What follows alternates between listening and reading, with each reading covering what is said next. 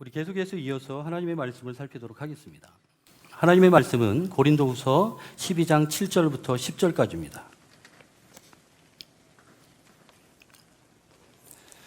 고린도후서 12장 7절부터 10절입니다. 298면에 있습니다. 여러 계시를 받은 것이 지극히 크므로 너무 자만하지 않게 하시려고 내 육체의 가시 곧 사탄의 사자를 주셨으니 이는 나를 쳐서 너무 자만하지 않게 하려 하심이라. 이것이 내게서 떠나가게 하기 위하여 내가 3번 주께 간구하였더니 나에게 이르시기를 내 은혜가 내게 족하도다. 이는 내 능력이 약한 데서 온전하여 짐이라 하신지라. 그러므로 도리어 크게 기뻐함으로 나의 여러 약한 것들에 대하여 자랑하리니 이는 그리스도의 능력이 내게 머물게 하려 함이라. 그러므로 내가 그리스도를 위하여 약한 것들과 능력과 궁핍과 박해와 곤고를 기뻐하노니 이는 내가 약한 그때의 강함이라. 아멘.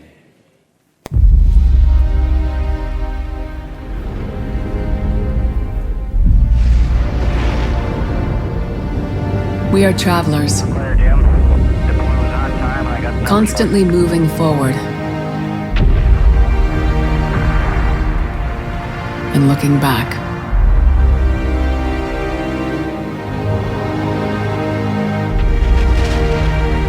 Alone and as one. We have no choice but to try. For our insatiable curiosity. For our fear of what should happen if we don't. You are that explorer now.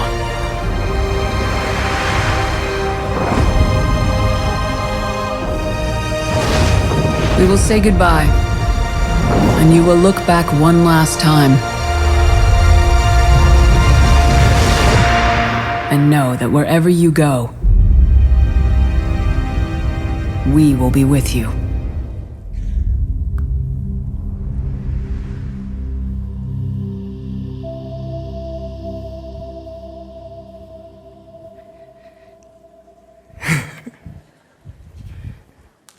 이 여행도 오늘이 마지막입니다. 예, 지난 한 주간 동안 여러분 평안하셨습니까? 이 짐을 잘 써야 되는데 항상. 평안하셨죠? 왜 이렇게 자꾸만 넘어지지? 죄송합니다. 제가 짐 정리를 좀 하고, 제가 이런 걸 보면 또 그냥 놔두고는 못 지나가는 사람이라 가지고 너무 위하고 앞이 무거워서 그런 것 같아요. 아이고 참, 이런 이거만 빼도 괜찮네요, 그죠? 또 가져가야 될 짐이니까 정리를 좀 하겠습니다. 여러분 용서해 주십시오. 그 사이 급하신 분들 화장실 좀 다녀오시고요.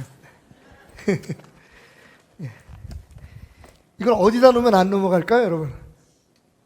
바닥이요? 오케이. 여러분 한번 믿어보겠습니다. 여태까지 여러분이 제 설교 잘 들어주셨으니까 저도 오늘은 여러분의 말씀을 좀 믿고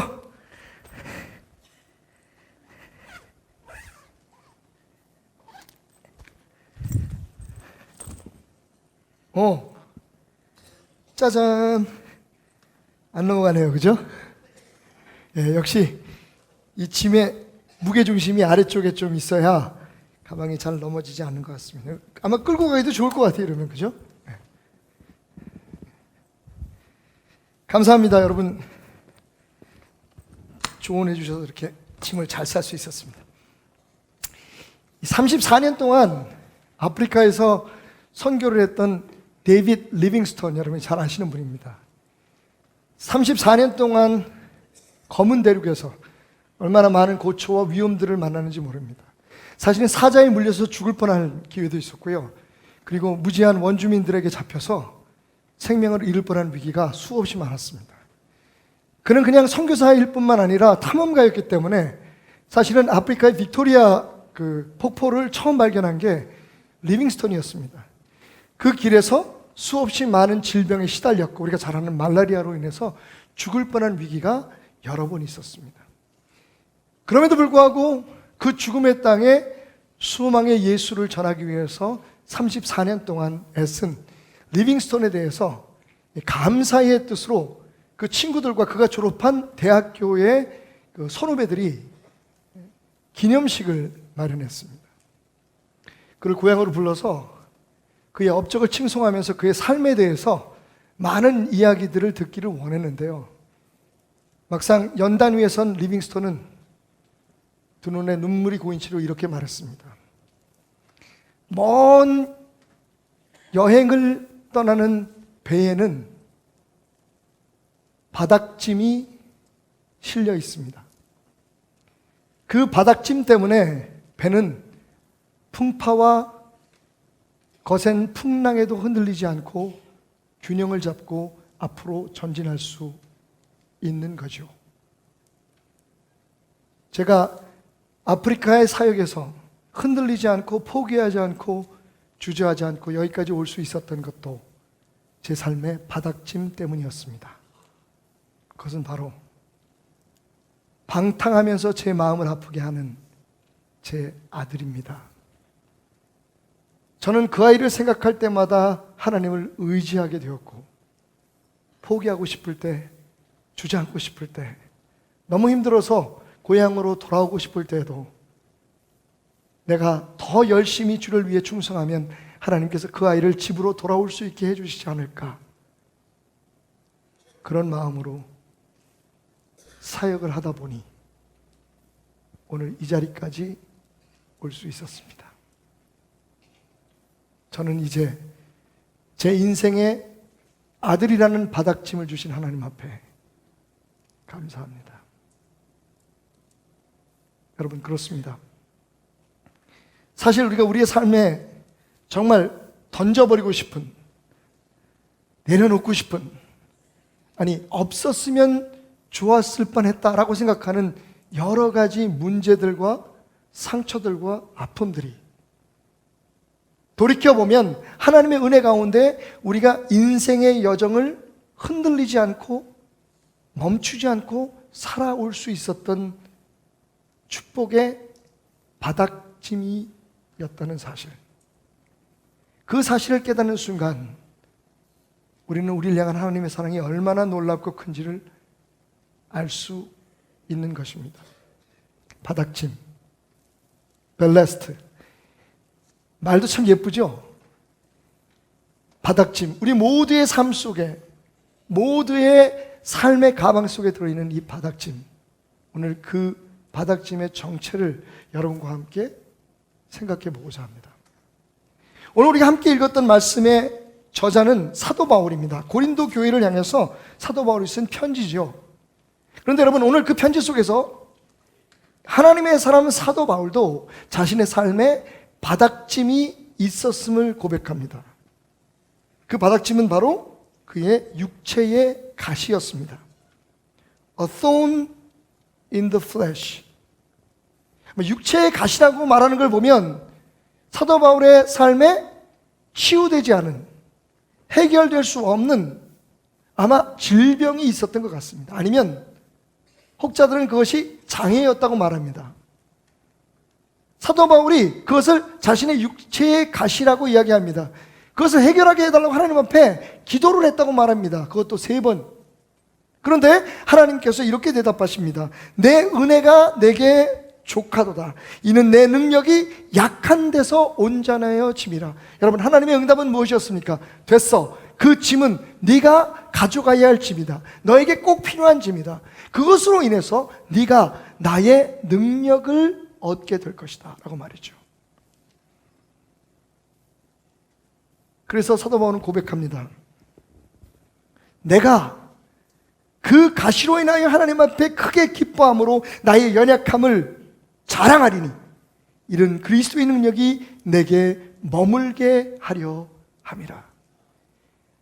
그 사실을 깨닫고 난 후에 사도 바울은 자신의 삶에 그것이 무엇이었든지 그 가시를 뽑아내려고 하지 않습니다. 하나님 앞에 그것을 걷어가달라고 얘기하지 않습니다. 오히려 그것을 감사함으로 품고, 오히려 세상 사람들에게 그것을 자랑하면서 그동안엔 숨겨왔고 그동안엔 감춰왔던 상처였지만, 아픔이었지만, 그것을 오히려 세상 사람들 앞에 봐라, 나는 이렇게 약한데, 이렇게 약하기 때문에 이런 약함을 통해서 하나님이 역사하심을 내가 너희들에게 보여준다 라고 하나님을 자랑할 수 있게 되었다 라고 고백하고 있습니다. 여러분 한번 따라해 보십시다. 내 삶의 바닥짐은 내게 유익을 준다. 혹시 여러분 오랫동안 여러분의 삶 속에서 잊고 싶었던, 혹은 빼버리고 싶었던, 던져버리고 싶었던, 하나님께서 좀 해결해 주셨으면 좋겠던 그런 어떤 상처와 아픔, 혹은 어떤 사람과의 기억, 그리고 지금 여러분의 삶을 무겁게 짓누른다고 생각하고 있는 짐이 있습니까? 그런데 여러분, 하나님의 말씀처럼 그것이 어쩌면 당신에게 은혜라는 사실을 한 번쯤 생각해 보셨습니까? 힘들어서, 수치스러워서, 부끄러워서, 버거워서 내가 던져버리고 벗어버리고 잊어버리기를 원하는 그 일 때문에, 그 상처 때문에, 그 아픔 때문에, 그 짐 때문에 사실은 우리가 하나님을 만나게 되고 하나님을 의지하게 되고 앞으로 살아가는 삶, 우리의 인생 여정에서 끊임없이 도우시는 하나님의 능력을 경험할 수 있는, 바로 그것이 은혜였다는 사실을 알고 계십니까? 오늘 사도 바울의 고백을 들어보십시오. 사도 바울은 이렇게 말합니다. 그 바닥짐이, 내 삶의 가시가 하나님께서 그냥 지고 가라, 안고 가라, 그것이 축복이라 말씀하신 그 가시가 사실은 나를 겸손하게 하는 유익이 있었다. 바닥짐은 나를 겸손하게 합니다. 7절 말씀을 주목하십시오. 여러 계시를 받은 것이 지극히 크므로 너무 자만하지 않게 하시려고 내 육체에 가시고 사단의 사자를 주셨으니 이는 나를 쳐서 너무 자만하지 않게 하려 하심이라. 아멘. 여러분, 사도 바울은 두 번씩이나 자만에 대해서 이야기하고 있습니다. 사도 바울은 누구입니까? 여러분, 신약성경에 기록되어 있는 모든 인물 가운데 가장 공부를 많이 한 사람이에요. 가장 장래가 촉망됐던 젊은이였습니다. 그런 그에게 한 가지 폭탄이 있었습니다. 그의 인생의 가망 속에 담겨있던 폭탄은 무엇입니까? 바로 출세하고자 하는 욕망이었습니다. 신앙적으로도 자신의 믿음을 굳건히 붙들고 있었지만, 그보다 더 그는요, 자기가 믿고 있는, 자기가 속해 있는 그 유대교라고 하는, 유태인이라고 하는 이스라엘 사람들의 그 공동체 안에서 그는요, 가장 높은 자리에 올라가고 싶은 욕망이 있었던 사람입니다. 그래서 심지어는요, 여러분이 아시다시피 그는 예수를 믿는 사람들을 잡아 죽이는 일에 스스로 앞장섰습니다.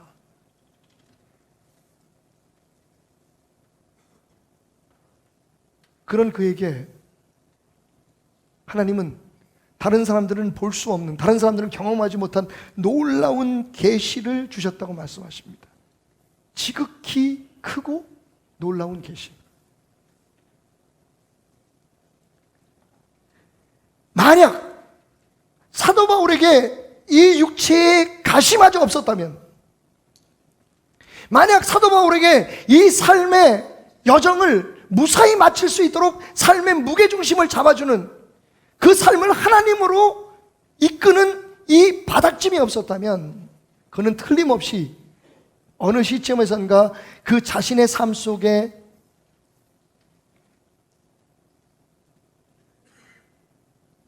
해결할 수 없는 시한폭탄 욕망 때문에 그는 다시 교만해지고, 그는 다시 자만하여 하나님보다 자기의 능력, 자기의 지식, 자기가 본 수많은 계시 속에 담겨있는 비밀을 가지고 사람들 앞에 드러나기를 원했을 것입니다.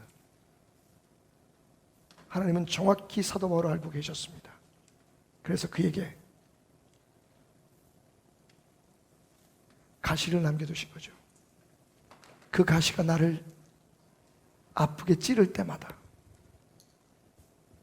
내가 무슨 일을 하려고 할 때 그 가시의 거북함 때문에 그는 다시 하나님을 의지할 수밖에 없었고, 그는 하나님 아니면 아무것도 할 수 없는 존재라는 사실을 깨달을 수밖에 없었던 겁니다.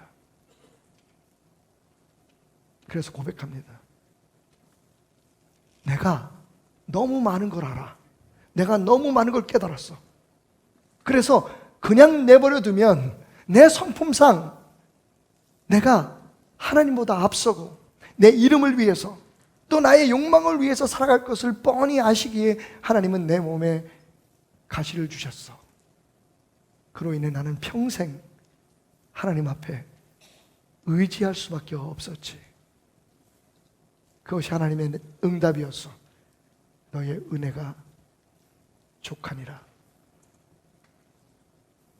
여러분, 이런 사도 바울의 고백 안에서 우리는 위안을 얻습니다. 용기를 얻습니다. 우리의 삶에 각자 다른 사람들에게 보여주고 싶지 않지만 다른 사람이 알면 기분 나쁜, 숨기고 싶은 그런 상처들이 하나쯤 있다면, 여러분, 여태까지는 그것이 나의 삶의 짐이고 던져버리고 싶은, 해결하고 싶은, 하나님께서 뽑아버렸으면 좋겠는 그러한 거북스러운 짐덩어리였지만 이제는 그것이 오히려 우리를 하나님께 매어있게 하고 우리를 하나님과 사람 앞에서 겸손하게 할 수 있는 바닥짐이라는 사실을 알게 되면 우리의 삶의 태도는 그 모든 상처와 아픔과 지난날의 좋지 않은 기억에 대한, 그리고 오늘 우리가 가지고 있는 삶의 여러 가지 약점에 대한 우리의 태도는 완벽하게 바뀌게 될 것입니다. 아, 그것이 있었던 것이 감사하게 되는 거죠. 사도 바울이 고백하는 점, 그래서 나는 크게 하나님 앞에 기뻐한다. 내게 그 상처를 주신, 그 상처를 걷어가지 않고 내가 죽는 날까지, 예수님 만날 때까지 그것을 내게 남겨두심으로 말미암아 하나님을 의지하게 하고 예수 앞에 겸손하게 하고 사람들 앞에 내 자신을 낮아지게 할 수 있었던 그 은혜에 나는 감사하며 오히려 그것을 이제부터는 자랑하겠다라고 말이죠. 사랑하는 여러분, 그것이 무엇인지 모르지만 여러분 안에 있는 각자의 바닥짐, 그건 은혜요, 축복입니다. 그것으로 인해서 하나님 앞에서 겸손해지는 여러분이 되시기 바랍니다. 왜냐하면 야고보 선생님의 말처럼 그러나 더욱 큰 은혜를 주시나니 그러므로 일렀으되 하나님이 교만한 자를 물리치시고 겸손한 자에게 은혜를 주신다. 여러분, 하나님은 겸손한 자에게 은혜를 주십니다. 우리의 삶의 그 가시가, 그 바닥짐이 우리를 끝까지 하나님 앞에 겸손하게 할 수 있도록, 우리가 높아지려고 하고 우리가 우리 스스로를 나타내려고 하고 우리가 교만해지려고 할 때에, 나를 의지하고 내 재주를 의지하려고 할 때에, 내 능력을 의지하려고 할 때에 그 가시 때문에 하나님 아니면 안 되겠구나, 하나님 나를 도와주세요, 하나님 앞에 겸손하게 함으로 말미암아 하나님의 은혜를 내게 넘쳐나게 한다면 그건 짐이 아닙니다. 그건 축복인 거죠. 하나님 앞에 겸손하게 함으로 우리에게 더 큰 은혜와 축복을 누리게 하시는 하나님이 남겨주신 바닥짐에 대하여 이제부터 감사하는 여러분이 되시기를 주님의 이름으로 축원드립니다. 두 번째로 사도 바울은 이것이 내게서 떠나가게 하기 위해 내가 3번 주께 간구하였다 말합니다. 여러분, 바닥짐은요, 나로 하여금 기도하게 하는, 더욱더 기도하게 하는 유익이 있습니다. 사도 바울이 몇 번 기도했다고요? 3번. 여러분, 3 times. 정말 주여 주여 주여 3번 기도한 것으로 끝났을까요? 아닙니다. 여러분, 그 당시에 유대인들이 사용했던 이 익스프레셔널, 이 표현 방법을 여러분 이해하셔야 됩니다. 여기서 말하는 3번이라는 것은요, 최선을 다해서 할 수 있는 만큼이라는 뜻을 가지고 있습니다. 다시 말하면 사도 바울이 자기의 삶의 그 육체적 가시, 어떤 사람은 안질이라고 얘기합니다. 그가 예수님을 만날 때, 다메섹 도상에 예수 믿는 사람을 죽이러 가다가 예수님을 만났을 때 주님은 아주 강렬한 빛으로 그의 눈을 멀게 하셨습니다. 그래서 그가 말 위에서 떨어졌죠. 땅바닥에 엎드렸습니다. 그 일로 인해서 그 이후부터 사도 바울은 그 눈에 안질을 가지고, 눈병을 가지고 살았다, 그렇게 주장하는 사람들이 있습니다. 또 어떤 분은 안질이 아니라 사실은 간질이었다.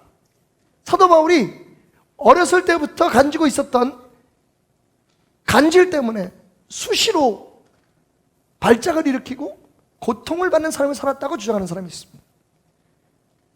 우리가 분명히 그에게 심각한 육체적인 문제가 있었다고 볼 수 있는 부분은 뭐냐면요, 사도 바울 말씀드렸던 건 공부도 많이 했어요. 그런데 그가 쓴 대부분의 편지와 그가 쓴 대부분의 책들은 스스로 쓴 것이 거의 없습니다. 항상 대필자가 따라다녔어요. 아마 그것이 사도 바울이 어디엔가 육체적인 심각한 장애를 가지고 살 수밖에 없었던 충분한 근거를 우리에게 보여주고 있는 것 같습니다. 여하튼 간에 여러분, 사도 바울이 그것 때문에 하나님 앞에 사는 동안 이 확신과 이 응답을 깨달을 때까지 계속해서 기도했다는 거예요. 3번 기도했다는 거는 많이 기도했다는 겁니다. 최선을 다해서 기도했다는 거예요. 그런데 하나님의 대답은 아니다. 너는 평생 그것을 가지고 사는 것이 너의 은혜요 축복인 것을 네가 깨달아라 말씀하셨습니다. 자, 여러분, 그 가시는, 그 바닥짐은 사도 바울에게 어떻게 살 수밖에 없는 사람이 되게 했습니까? 바로 기도하지 않으면 살 수 없는 사람이 되게 한 거예요. 어느 날 많은 사람들 앞에 나가서 전도를 해야 됩니다. 복음을 전해야 됩니다. 그런데 갑자기 그 가시 때문에 몸이 아파옵니다. 견딜 수 없습니다. 혹은 발작이 일어납니다. 여러분, 그때 할 수 있는 게 무엇일까요? 기도였습니다. 하나님 우리를 너무 잘 알고 계세요. 우리가 평안하고 잘 되면 기도 안 하는 사람들이라는 걸. 보십시오, 여러분. 감사 기도는 길어야 1분입니다. 그런데 진짜 우리의 삶에 무슨 문제가, 자식 때문에 문제가 있든지 아니면 삶에 무슨 상처가 있든지 아픔이 있든지, 그러면 기도가 길어져요. 어떤 사람은 밤을 새워 기도합니다. 그런데 하나님께서 그 상처를 낫게 해주시면 다시 기도는 1분으로 줄어듭니다. 하나님 감사합니다. 아멘. 끝. 하나님 우리를 너무 잘 아세요. 그래서 하나님은요, 그 바닥짐으로 인해 우리의 삶에 안고 평생을 살아야 될 그 고통을 인해서 하나님 앞에 기도하기를 원하시는 거예요. 여러분의 기억을, 그 희미한 기억을 다시 한번 되돌려 보십시오. 여러분, 어떻게 교회를 오게 되셨습니까? 물론 어렸을 때부터 모태신앙으로 우리 교회를 섬긴 사람들도 있습니다만, 그런데 그럼에도 불구하고 우리가 같이 모태신앙으로 시작했던 많은 친구들이 교회를 떠나갔어요. 예수님을 버렸습니다. 그런데 아직도 여기 남아있는 사람들은요, 그때 우리 부모가 예수를 믿어서만 믿는 거 아니에요. 우리가 그렇게 살아오던 과정 속에서 우리의 삶에 어려움이 있고 어떤 문제가 생겨서 다시 하나님 앞에 애원하게 되고 하나님을 만나게 되고, 그때의 그 은혜 때문에 지금까지 믿음을 유지하고 있는 사람들이 많습니다.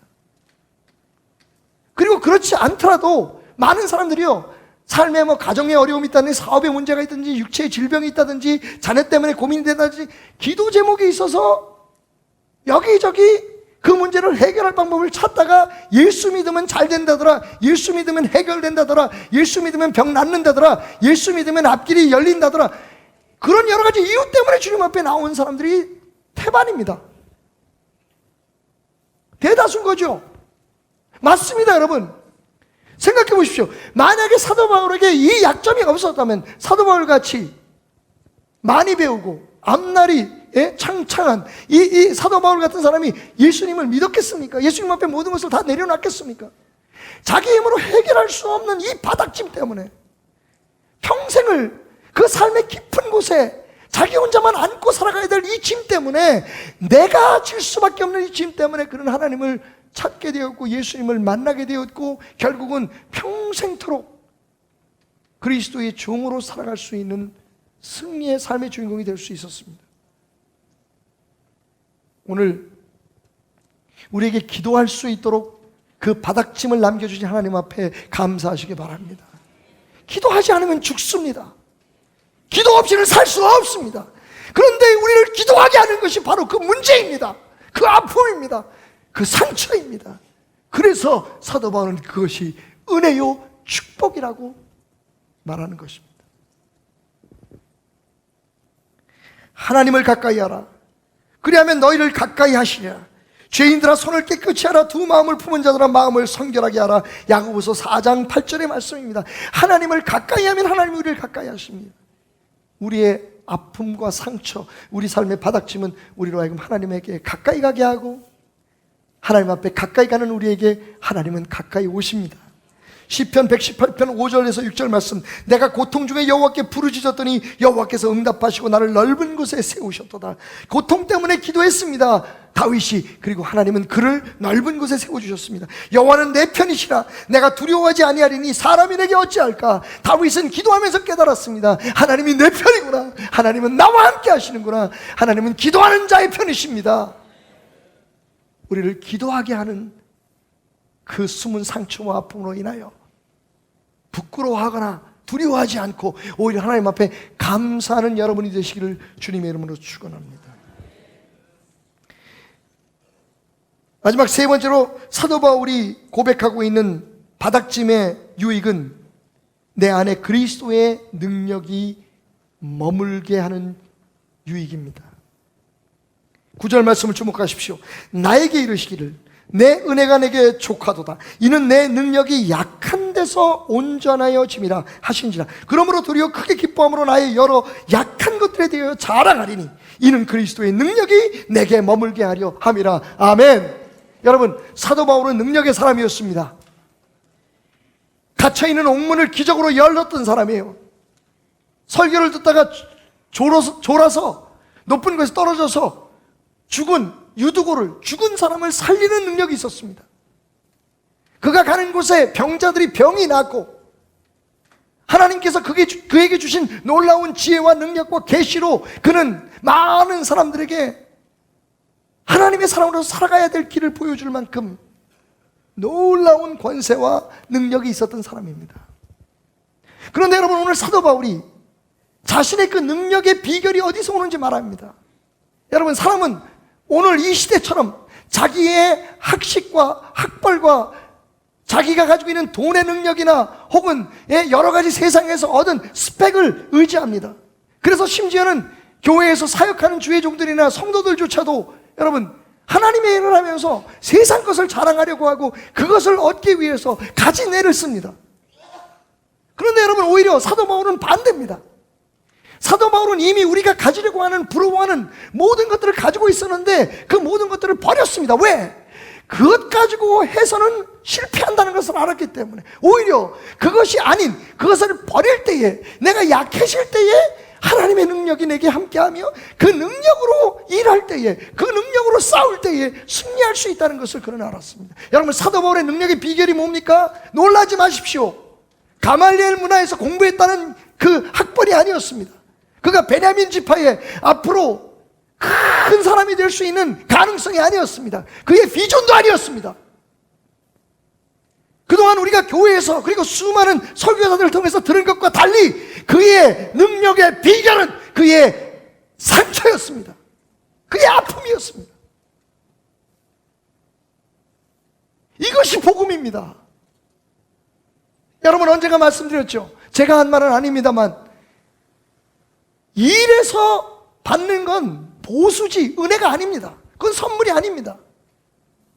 나는 자격이 없는 거예요. 나는 할 수 없는 거예요. 그럼에도 불구하고 내게 주어지는 것이 선물이요, 그것이 하나님으로부터 올 때 우리는 그것을 은혜라고 말합니다. 그런데 우리 많은 사람들은, 많은 교회들은요, 우리의 힘으로, 우리의 지혜로, 우리의 손으로, 우리의 계획으로, 우리의 비전으로 무슨 일을 하려고 애를 씁니다. 그러면 그건 은혜가 아닙니다. 은혜는 어디에서 임합니까? 나 할 수 없어요. 난 못합니다. 여러분, 내가 할 수 있다는 것을 철저하게 부인하고, 그래서 하나님의 도움이 필요합니다. 하나님 해주세요. 고백할 때에 임하는 것이 하나님의 은혜요, 하나님의 능력인 겁니다. 사도 바울은 너무 가진 것이 많았던 사람이에요. 그래서 하나님께서 그가 은혜를 누리고 능력을 누리는 삶이 되기 위해서는 철저하게 부서져야 된다는 것을 아셨습니다. 아마 제가 추측하기로는 사도 바울이 가졌던 그 육체의 질병, 그의 그 장애는요, 우리가 상상할 수 없이 큰 거였을 거예요. 그렇지 않으면 사도 바울이 무너지는 사람이 아니었기 때문에. 오늘 각자에게 여러분, 숨기고 싶은 상처가 있으십니까? 평생도록 기도했는데 해결되지 않은 문제가 있습니까? 여러분, 하나님이 내 기도를 들어주지 않는다. 왜 하나님이 나를 이렇게 만드셨을까? 내 삶에 왜 그런 일을 감당하게 하셨을까? 여러분, 원망하지 마십시오. 오히려 그것이 오늘의 당신, 그리고 앞으로의 놀라운 하나님의 능력의 사람인 당신을 만들기 위한 하나님의 축복의 터치였다는 사실을 깨닫는 순간, 하나님의 은혜는 상상할 수 없을 만큼 여러분의 삶에 넘쳐나게 될 것입니다. 주 앞에서 낮추라. 그리하면 주께서 너를 높이시리라. 하나님의 축복의 법칙이에요. 왜 높아지려고 합니까? 능력도 없으면서 왜 높아지기까지 하려고 합니까? 내 힘으로 할 수 없으면서 왜 높아지려고 합니까?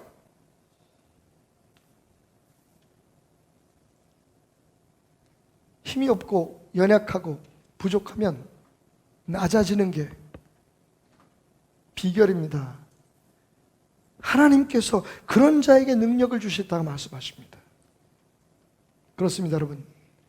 우리가 지고 가야 할 바닥짐은 이렇게 우리를 겸손하게 하고 우리를 더욱더 하나님 앞에 의지하며 기도하게 만들 뿐만 아니라 낮아짐으로, 겸손함으로, 기도함으로 하나님의 능력, 그리스도의 능력이 우리의 삶에 머물게 하는 은혜요 축복인 것을 깨달으시기를 주님으로 축원합니다. 이것을 깨닫고 난 후에 여러분 기억하십시오. 우리는 그 바닥짐이 짐이 아니라 힘이 되게 하는 법을 배워야 합니다. 한번 따라해 봅시다. 바닥짐이 짐이 아니라 힘이 되게 하자. 여러분, 짐과 힘은요 자음 하나 차이예요. 하지만 그 능력과 그 영향력은 말할 수 없이 차이가 납니다. 짐은요 우리를 버겁게 하고 우리의 여행을, 우리의 여정을 힘들게 하고 우리를 한 걸음도 나가기에 부족하게 하는, 힘들게 하는 그런 영향력을 가지고 있어요. 하지만 힘은 무엇입니까? 오히려 우리를 더 앞으로 뛰어나가게 하고 더 힘있게 도전하게 하고 우리를 승리하게 하고 우리의 여정을 잘 마칠 수 있는 원동력이 되는 거죠. 여러분, 분명히 바닥짐은 바닥 힘이 될 수 있습니다. 큰 배가요 그 바닥에 바닥짐을 실지 않으면 뒤집어집니다. 세월호처럼.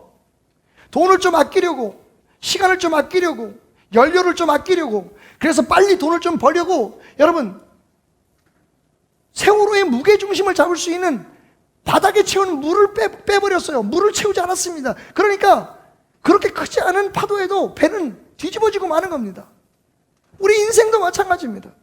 지금은 버거운 것 같지만, 지금은 힘들 것 같지만 나 혼자 끙끙 앓아야 될 숨겨진 어두운 곳에 내 삶의 저 바닥에 가라앉아 있는 것 같은 상처이지만 여러분 그것이 오히려 힘이 될 수 있다는 겁니다. 거친 파도 속에서 우리를 가로막고 우리를 방해하는 사탄의 공격 속에서 오히려 우리를 흔들리지 않고 굳건하게 예수 그리스도의 능력을 힘입어서 승리할 수 있게 하는 힘이 될 수 있다는 겁니다. 그러기 위해서 세 가지를 기억하십시오. 첫째, 기도를 통해서 바닥짐을 구분하시기 바랍니다. 분명히 우리 삶에는 버려야 될 쓰레기 같은 짐들이 있습니다. 그런데 그 쓰레기 같은 짐을 바닥짐이라고 생각하고 안고 살 거 없어요. 버려야 될 것은 버리십시오. 그리고 안고 가야 할 것은 안고 가십시오. 대부분의 사람들이 삶의 혼란을 느끼고 혼동을 느끼는 이유가 뭐냐면 바로 이것을 구분하지 못하기 때문입니다. 안고 가야 될 것은 자꾸만 버리려고 하고 버려야 될 것은 그냥 끙끙 안고 가고. 어떻게 그것을 구분할 수 있습니까? 여러분, 우리의 힘으로는 구분을 못해요. 하나님께서 구분하게 하십니다. 그게 뭡니까? 기도입니다. 그것이 무엇입니까? 기도입니다. 여러분, 기도가 우리의 삶에 지고 가야 할 짐과 버려야 할 짐, 우리를 더 힘있게 하는 바닥짐과 그리고 버려야 할 쓰레기 같은 짐들을 구별하게 해주는 능력이 있어요. 사도 바울의 경우도 마찬가지였습니다. 여러분, 하나님께서 사도 바울의 기도를 들어주신 적이 있고 들어주시지 않은 적이 있어요. 사도행전 9장에 보면 사도 바울이 처음 예수님을 만났을 때 그의 눈이 멀었습니다. 예수님께서 명령하셨어요. 시내로 들어가라, 다메섹으로 들어가라. 사도 바울이 다메섹으로 들어갑니다. 그런데 3일 동안 아무런 응답도 없었어요. 사도 바울이 보면 하나님께서 그의 눈을 보이지 않게 하셨고, 사도 바울은요 금식하며 음료수도 마시지 않고 단식하며 기도했다고 성경은 말하고 있습니다. 그리고 하나님은 그의 기도를 들어주셨어요. 그의 눈이 거기서 띄어지는 역사가 일어납니다. 그의 삶이 송두리째 변화되는 역사가 일어나요. 삶의 방향이 바뀝니다. 하나님이 기도를 응답해 주셨어요. 그러니까 그의 눈이 보이지 않고 그의 삶에 그동안의 욕심을 가지고 욕망을 가지고 살아왔던 그거는 쓰레기였던 거죠. 그거는 버려야 될 짐이었던 겁니다. 하나님께서 그것을 버릴 수 있도록 도와주셨어요. 해결해 주셨어요. 그런데 이번에는 달라요. 자신의 몸에 있는 그 육체의 가시를 놓고 기도했는데 하나님은요 그 가시를 걷어가지 않으셨어요. 오히려 가지고 살라고 말씀하셨어요. 그게 너의 삶을 그리스도 안에서 승리하게 하는 힘이 될 것이라고. 그렇습니다, 여러분. 우리의 삶에 버려야 될 것이 있고 안고 가야 될 것이 있습니다. 이건요 누구하고 상담하거나 누구한테 찾아가서 말해서 알 수 없어요. 여러분이 하나님과 기도함으로, 하나님 앞에 기도함을 통해서 분별해내야 돼요. 하나님은 여러분에게 알게 해주실 겁니다. 왜? 하나님의 목적이 여러분들의 삶 속에 그 축복의 바닥짐을 안고 이 인생의 항해 여정을 끝까지 축복되게 마치기를 원하시는 것이기 때문입니다. 기도하십시오. 무조건 여러분이 원하는 걸 달라고만 기도하지 마시고 하나님의 뜻을 분별하게 해달라고. 내 삶에 버려야 할 것이 무엇이고 안고 가야 될 건 무엇이고 내 삶의 바닥짐이 무엇인지를 여러분, 그러면 여러분들이 가장 여러분의 삶에 수치스럽고 여러분 삶을 가장 아프게 생각했던 그 짐이 사실은 하나님께서 당신을 축복하시기 위해서, 당신을 사용하시기 위해서, 당신을 크게 들어쓰기 위해서 주신 바닥짐이라는 것을 깨닫게 되는 은혜가 있게 됩니다. 두 번째로, 바닥짐은 그리스도의 능력의 통로가 됨을 다시 한번 기억하십시오. 사도 바울의 고백처럼 내가 약할 때에 오히려 강하여졌다고 말했던 것을 기억하십시오. 그 바닥짐을 분별했다면 기쁨으로 받아들이시고 그 다음에 더 나가서 자랑하십시오. 여러분, 제가 이 진리를 깨달아서가 아니라 저는 원래 태어난 게 그렇게 태어났어요. 저는 저의 바닥짐을 잘 드러내는 사람 중에 하나입니다. 제 사역의 가장 약점이면서도 가장 강점이 뭐냐면 제 삶의 이야기들을 고주할 매주할 다 얘기하는 거예요. 저는 처음부터 제가 강단에 설 때 사람들에게 자랑할 것이 그렇게 많지 않은 사람이라는 것을 알고 있었습니다. 그거 가지고는 승부할 수 없다는. 왜? 여러분 보십시오. 우리 교회 안에 저보다 공부 많이 하신 분도 계시고 저보다 학위가 더 많으신 분도 계시고 저보다 돈 많은 분도 계시고 사업 잘하는 분도 계시고 모든 면에서 사회적으로 세상적으로 저보다 훨씬 우수한 분들이 많습니다. 그런 분들을 그들이 가지고 있는 그 강점을 가지고 제가 제압하려고 하거나 그들을 제 권세 밑에 집어넣으려고 하면 무리가 생기는 겁니다. 억지가 생기는 겁니다. 가짜가 되는 거예요. 제가 하지도 못하는 걸 하는 척하고 아니었던 거를 막 과거에 나는 이런 사람이었다 저런 사람이었다 과시하게 됩니다. 여러분, 얼마나 어리석고 부족한 일입니까? 언제부턴가 저는요, 제가 제 속에 있는 바닥짐을 꺼내서 보여줄 때 사람들이 그 바닥짐 때문에 공감을 느끼고 저에게 다가오고 제가 하는 말의 진실성을 깨닫게 된다는 것을 알았습니다. 그게 제 사역이에요. 제 아내도 그렇고 주변 사람들이 그럽니다. 여보, 제발 그 얘기는 하지 마. 그 얘기까지는 하지 마. 그런데 여러분, 저는 오늘 자랑스럽게 여러분에게 말씀합니다. 사도 바울의 능력은 자기의 잘남을 자랑하는 데서 오지 않았다는 거죠. 여러분, 가정에서도 마찬가지입니다. 사업 현장에서도 마찬가지입니다. 그렇게 잘났으면 우리가 하게 내버려두지 하나님께서 왜 우리를 도와주시겠습니까? 사람들 앞에 왜 자기를 과시하려고 합니까? 물론 인정받는 것은 중요하지만 여러분, 하나님이 하셨습니다. 이 말 한마디가 나는 약한데, 나는 이런 사람인데 하나님이 이렇게 여기까지 오셨습니다, 여기까지 해주셨습니다라고 고백하는 것이 얼마나 하나님의 마음을 기쁘게 하고 하나님이 여러분을 얼마나 더 축복하고 사용하시기를 원하시는 마음을 갖게 하는지를 알아야 합니다. 6월 19일부터 아프리카 사역이 있습니다. 우리 교회에서는 저와 반영환 집사님 그리고 이건희 목사님이 갑니다. 모두 10명이 가게 되는데 이번에는 장원기 목사님 가시고 흥광교회, 그리고 청라비전교회 김성현 목사님 처음 가시고, 그리고 그 TV에서 몇 분이 함께 동행하십니다. 우리 이찬아 목사님 항상 그 일에 주관자이시니까 가시고. 그런데 지난주에 전화 한 통을 받았습니다. 청주에 있는 모 교회의 목사님이 좀 보자는 겁니다. 만날 장소는 그 TV였어요. 아침에 갔습니다. 목사님이 감당할 수 없는 제안을 하시는 거예요.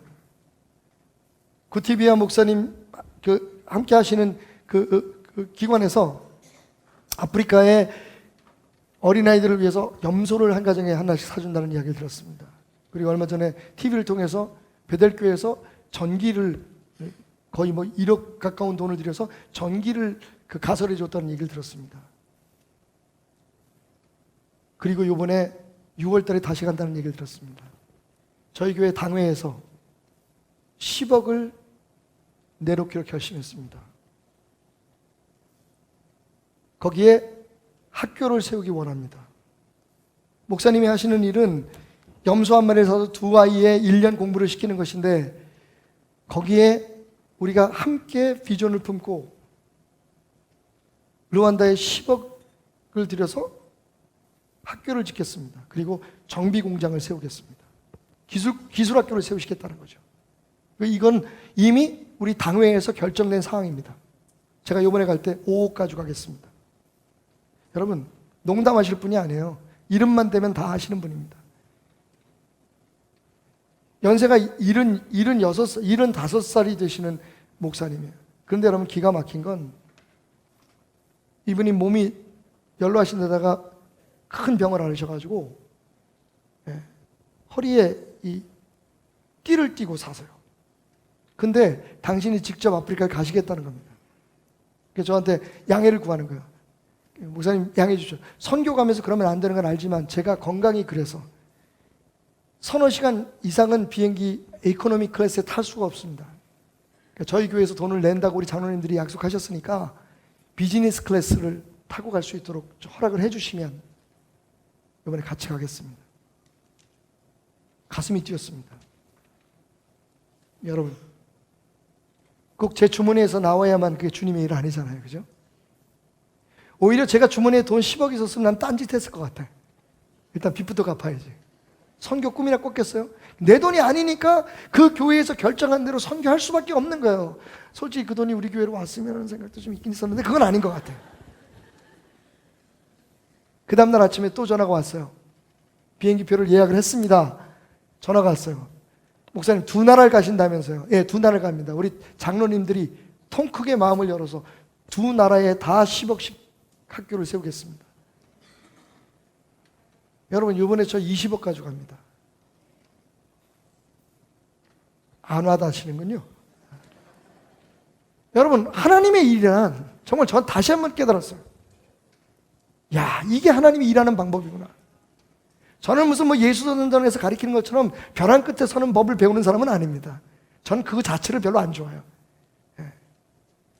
벼랑 끝에 서지 않아도 하나님의 역사하심을 내 스스로, 내 삶이 벼랑이 되게 하면 되는데 꼭 거지같이 모든 걸 다 포기하고 나는 아무것도 없고 그렇게 아무것도 안 하고 직장도 그만두고 이래야지만 하나님이 역사하시고 나는 아무것도 준비 안 하는데 누군가 나를 도와주겠다는 생각은 나는 잘못된 생각이라고 생각해요.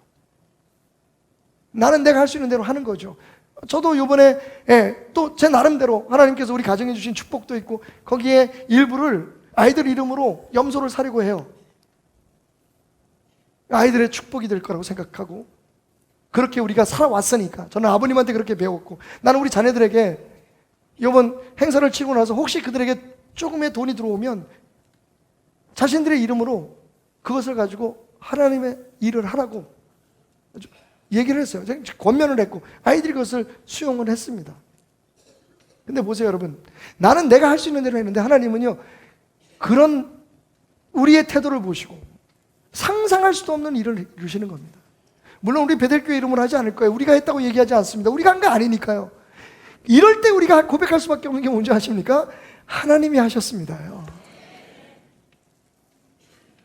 제가 여태까지 딩기디에다 우리 베델교회가 말이지 성도들이 힘을 모아가지고 1억 가까이 들여가지고 전기 33,000볼트를 넣어줬다고 큰 소리 쳤는데 이제 오늘부터 안 하려고요. 하나님의 일하는 방식을 여러분 빨리 아셔야 돼요. 그래야만 평생 고생하고 예수 열심히 믿고서 정말 하나님의 자녀들이 예수 믿는 사람이 누려야 될 축복을 누리지 못하고 사는 어리석은 삶을 살지는 않게 됩니다. 하나님은 약해질 때 우리를 강하게 사용하시는 분이십니다. 이스라엘 백성이 애굽을 떠날 때 빈손으로 떠났어요, 여러분. 근데 그들이요 그 엄청난 성막을 짓고 법궤를 만들고 그 금이 다 어디서 나왔, 그 보석이 다 어디서 나왔습니까?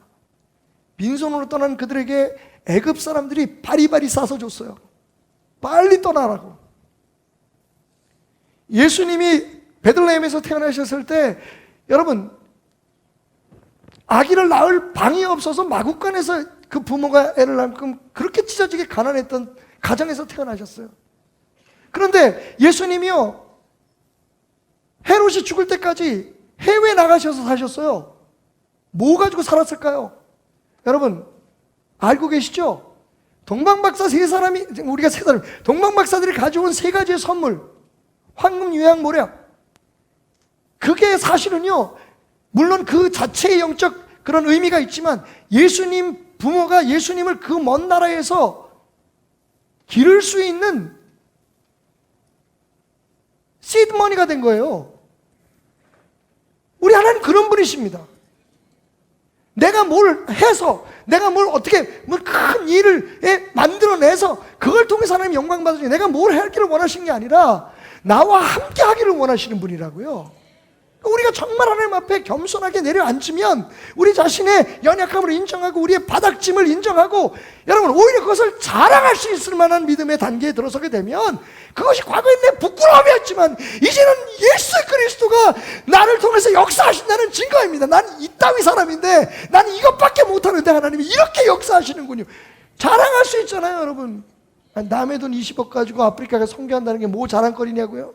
여러분, 저는 그건 자랑거리라고 생각해요. 수많은 선교 단체들 가운데, 수많은 교회와 목사들 가운데 하필 하나님께서 우리 GYN을 통해서, 우리 베델교회를 통해서 이런 역사를 하십니까? 여러분, 김성현 목사, 청라비전교회 김성현 목사는 2천만 원 가지고 가서 거기 교회를 지금 세우기로 약속하고 돈 가지고 들어가요. 여러분, 하나님께서 이렇게 축복의 통로로 사용하신다는 것만 해도 얼마나 놀라운 일입니까? 저는요, 가슴이 벅차요. 앞으로 하나님은 어떤 일을 하실지, 우리 베델교회를 통해서, 이 부족한 종을 통해서 우리가 만약에 잘난 체하고 다른 교회들처럼 막 우리 교회를 막 알리고 자랑하려고 들고 뭐 능력이 어떻고 우리 교회 오면 뭐가 어떻고 이랬으면 하나님이요, 우리 교회 니네들이 알아서 잘하라고 그냥 내버려 뒀을 거예요. 저는 오히려 우리 교회가 더 겸손하고 더 이름이 없는 교회가 될지라도 우리를 통해서 엄청난 역사를 이루실 하나님의 역사를 기대해 봅니다. 쪽팔릴 거 하나도 없어요. 우리 이름 안 나면 어때? 근데 나중에 다 알아주더라고. 진짜. 그러니까 그거는 딱 접어두고 그건 하나님이 하시고, 왜? 우리가 낮아지면 하나님이 높이신다 그랬으니까 그건 하나님 앞에 맡기고 우리는 뭘 해야 돼요? 낮아지면 되는 거예요. 그 낮아지게 하는 힘이 뭐냐? 바로 바닥짐이니까.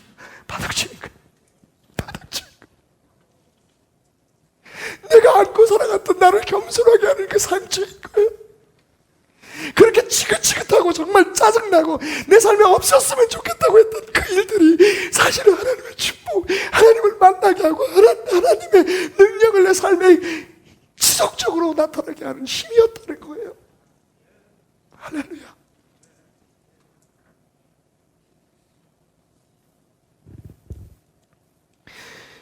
마지막으로 우리의 짐이 힘이 되게 하기 위해서 여러분, 능력의 가분수의 법칙을 이해하시고 적용하십시오. 가분수가 뭡니까? 가짜 분수라는 뜻이에요. 분자가 분모보다 더 큰 수, 같거나 더 큰 수를 가분수라고 얘기합니다, 여러분. 그죠? 예를 들면 2분의 1은 그냥 분수예요. 그죠? 네, 진분수예요. 그런데 2분의 3은 가분수예요. 분자가 분모보다 커요. 그런데 여러분, 우리 축복이 그래요. 우리 가분수예요. 우리가 작아지면, 분모가 작아지면 작아질수록 절대값은 커지는 거죠. 하나님의 능력은 더 커진다는 겁니다. 그게 사도 바울의 고백이에요. 내가 약한 그때의 강함이라. 여러분, 강해지기를 원하십니까? 약해지십시오. 우리 스스로 강해져서 더 강해질 수는 없습니다. 오히려 우리가 하나님 앞에서 약해질 때에 하나님의 강함이 우리의 삶을 통해서 나타나는 것이, 그것이 영적인 가분수의 법칙이에요. 더 낮아질 수 있게 하신다면 우리의 바닥짐은 축복인 겁니다. 그것 때문에 내가 나를 자꾸만 드러낼 수 없는 거예요. 여러분, 제게 있는 저의 바닥짐 때문에 저는 사람들 앞에 제 성격과 관계없이 설치지 못합니다. 항상 제 발걸음을 조심해요. 혹시 베델교회 누가 될까 봐.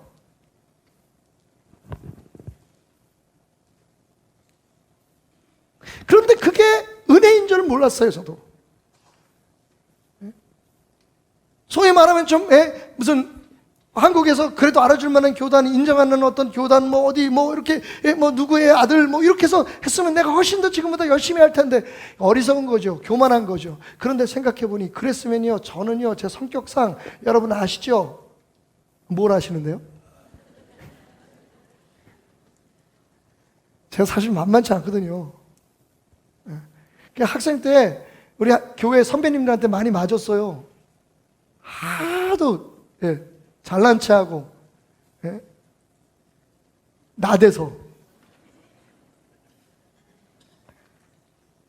제가 만약 그 상태에 목회했으면 아마 여러분들이 이 시대에 가장 눈물로 기도하는 어떤 목사 중에 한 사람이었을 거예요, 제가. 원래 제 모습이 아닙니다. 근데 이제 제 모습이 되어가고 있는 것 같아요. 왜? 예전에 제가 짐으로 생각하고 가슴을 쳤던 일들이 그게 내 은혜라는 것을 하나님이 내게 주신 박 목사, 네 은혜가 내게 족하다라고 말씀하신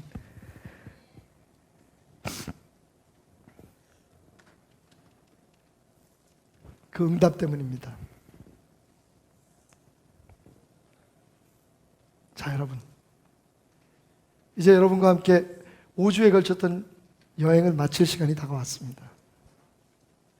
여러분과 함께하는 여행은 계속되겠지만 여행에 대해서 이야기하는 건 오늘이 마지막 시간입니다. 이제 저와 함께 다시 한번 여러분의 가방을 열어보십시오. 여러분의 가방이 주님과 함께 싼 가방인지를 점검해 보십시오. 그리고 그 가방이 다른 사람 거 아니고 여러분 가방인지를 다시 한번 확인하십시오. 이 여행에 꼭 필요한 3가지의 필수품이 들어있는지를 확인하십시오. 혹시 당신 가방 속에 폭발물이 들어있지 않은지 점검하십시오. 그리고 마지막으로 바닥짐을, 그동안엔 버거웠지만, 그동안엔 힘들었지만 하나님의 은혜요 축복이었던 바닥짐을 다시 한번 챙겨 안으시고 남은 여정을 행복하게 승리하며 마칠 수 있는 저와 여러분이 되시기를 주님의 이름으로 축원합니다. 우리 모두가 잘 아는 약할 때 강함 되시네라는 찬양 있죠. 영어로는 You are my all in all, 나의 모든 것에 모든 것 되십니다라고 하는 고백이 담겨있는 노래인데요. 원래 이 찬양을 작시하고 작곡한 사람은 동성애자였습니다. 이름이 데니스 저니건이라고 하는 분이신데요. 어렸을 때부터 할아버지가 침례교회 목사님이었어요. 피아노도 잘 치고 음악에 능력이 있어서 9살 때부터 할아버지가 목회하시는 교회에 예배 반주를 맡을 만큼 아주 재능이 있는 사람이었습니다. 근데 이 얘기, 저니건에게 한 가지 폭발물이 있었어요. 그의 삶에 바닥짐이 하나 있었습니다. 그게 뭐냐면 정체성의 혼란이에요. 어렸을 때부터 그가 사실은 피아노를 치면서 예배의 인도자가 된 그 이유도 아버지한테 잘 보이고 싶어서, 엄하고 항상 권위적인 아버지와 어머니에게 인정받고 싶어서 부모님들이 좋아하는 일을 찾아서 하다 보니까 피아노도 치게 되고, 하여튼 모든 일이 자기가 원하고 자기가 바라고 자기의 꿈, 자기 가방을 들고 간 게 아니라 부모님 가방을 들고 살았던 거예요. 그런데 그러한 정체성의 혼란은 결국 성적인 정체성의 혼란으로 이어졌습니다. 나이가 크면 자라면서요, 남자에게 성적인 매력을 느끼는 거예요. 그래서 그는 동성애에 빠지고 맙니다. 할아버지는 목사님이십니다. 아주 권위 있는 서던 베프티스트 남침례교 집안의 찬양 인도자입니다. 그는 결국 교회를 떠나고 맙니다. 방탕하는 삶을 살죠. 그러던 어느 날 어렸을 때부터 그를 잘 알고 있었던, 그가 가지고 있었던 그 바닥침의 문제를 알고 있었던 친구 하나가 다가와서요, 울면서 이렇게 얘기하는 거예요. 저니건, 나는 네가 가지고 있는 문제에 대해서 아무것도 해줄 수가 없어. 뭘 어떻게 해야 될지 나도 모르겠어. 근데 한 가지는 분명히 알고 있어. 저니건, 우리의 모든 문제의 해답은 예수님이야. 예수님밖에 없어. 그 말을 듣고 저니건은 다시 교회로 돌아옵니다. 지속되는 죄책감과 사람들 앞에 드러낼 수 없는, 심지어는 가족들에게조차도 알릴 수 없는 자기만의 짐을 안고 그는 괴롭게 하루하루를 살아가지만 변화돼야겠다는 마음이 있었습니다. 오랫동안 써왔던 일기를 기도의 일기로 바꿉니다. 매일매일 하나님 앞에 자신의 연약함과 자신의 부족함을 적어 내려가는 솔직한 일기문을 적기 시작하죠. 그러다가 어느 날 그는 고백하게 됩니다. You are my strength when I am weak. 내가 약할 때 당신은 내 힘이십니다. You are the treasure that I seek. 내가 찾고 있던 보물이 바로 당신이셨습니다. Oh Lord, you are my all in all. 당신은 내 삶의 모든 것입니다.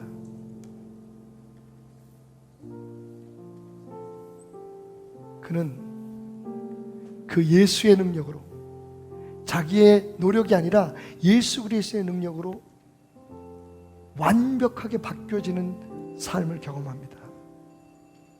그리고 결혼을 해서 지금은 9명의 아이를 낳아 기르고 있는 당당한 아버지가 되었습니다. 얼마 전 한국에 왔을 때 그분이 한 간증이에요. 그는 사람들 앞에 자신이 동성애자였다는 것을 감추지 않습니다. 왜? 자기가 동성애자였기 때문에 남들이 만날 수 없었던 하나님을 만나게 되었고, 그 하나님의 능력을 경험하게 되었고, 세상 사람들이 손가락질하고 욕하는 자신과 같은 사람을 통해서 얼마나 놀라운 역사를 하나님께서 이루고 있는지를 보여줄 수 있으니, 나의 약함이 오히려 강함이 되었다는 것을 부끄러워하지 않았기 때문입니다. 여러분, 여러분의 바닥짐으로 인하여 감사하십시오.